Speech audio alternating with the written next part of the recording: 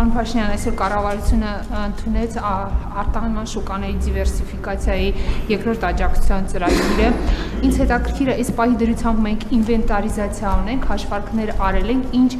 գումարի ապրանք է այս պահին ընկել արդեն սահմանափակումների տակ Ռուսաստանի արտահանման մասով։ Եվ այստեղ այս ամբիոնից պարոն Պապոյանը խոսելով ծաղկի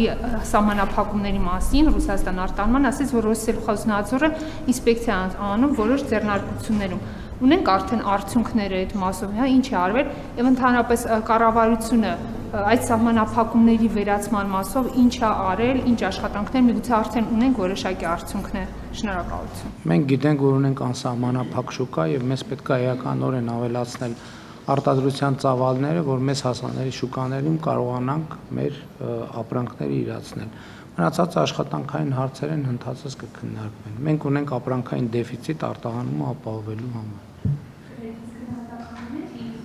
Շատ մեծ դեֆիցիտ ունենք, շատ մեծ դեֆիցիտ։ Շնորհակալություն, հաջորդ ասացիք։ Պարոն վարչապետ, ՀԱՊԿ-ից արձագանքներ են գալիս, որ Հայաստանը իր անդամավճարները չի վճարում եւ դա պետք կունենա իր հետևանքները, եթե ասում են շարունակվի, միտումը շարունակվի, ապա կարող է հարց տվել նաեւ Հայաստանին հեռացնել ՀԱՊԿ-ից։ Պարոն վարչապետ, արդյոք այդպիսի ընթացակարգ եւ կարող է այդպիսի հարց առաջանալ եւ ԵԱՏՄ-ի մասով Սերգեյ Լավրովն է արձագանքել, նշելով, որ այս պահին Եվրասիական տնտեսական միության անդամ է Հայաստանը շարունակում մնալ, սակայն նա քան որ Հայաստանը արդեն ԵՄ-ի միանալու մասին օրենք է ընդունել, ուստի հարցը հրատապ է եւ պետք է արագ լուծվի։ Պարոն վարչապետ, արդյոք դուք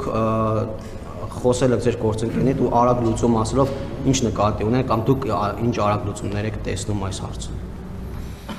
ՀԱՊԿ-ի հետ կապված չեմ կարող մեկնաբանություն անել։ Ես գիտեմ, որ ՀԱՊԿ-ից հեռացման մեխանիզմ կա, այո, գործում է եւ եթե անդամ երկրները որոշեն Հայաստանին հեռացնել, մենք ստիպված կլինենք այդ որոշումը ընդունել ի գիտություն, ուրիշ բան